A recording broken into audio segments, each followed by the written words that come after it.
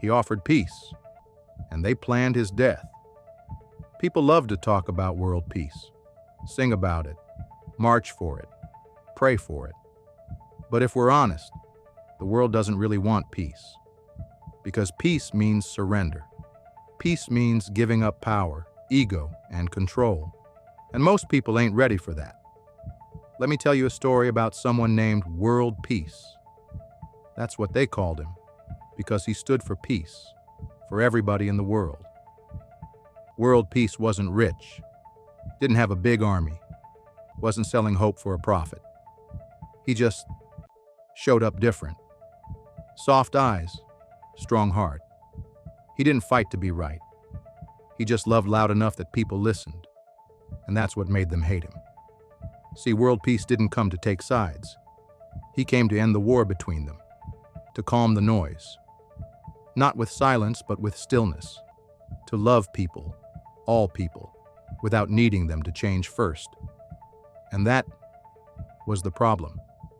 He made outcasts feel seen. He forgave people who never earned it. He stood beside the broken, not the powerful. And the powerful couldn't stand it. So they called him dangerous, not because he brought war, but because he stopped one. And when the world realized they couldn't control him, they killed him, not physically, but mentally, in their own minds. And that's the kind of hatred that turns into something more sinister. See, the people loved world peace. They followed him, listened to him. So those in power feared the backlash of ever laying a hand on him. Instead, they set out to destroy his image. They painted him as unstable, twisted his words, fed lies through whispers and propaganda, until even some of the people who once loved him started to doubt. But world peace never changed. He just kept walking in peace, kept choosing love, even when it wasn't returned.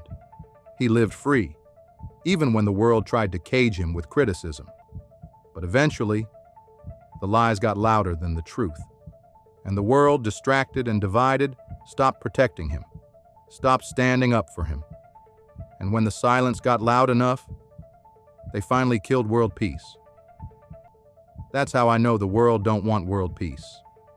They say they do, but their actions, the envy, the hypocrisy, the constant comparison, the hunger to dominate instead of understand, it all proves otherwise. And if world peace came back today, they'd kill him again.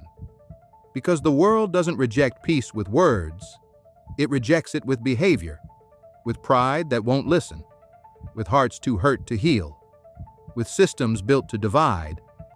And until we're willing to change that, peace will keep dying, and we'll keep pretending we had nothing to do with it.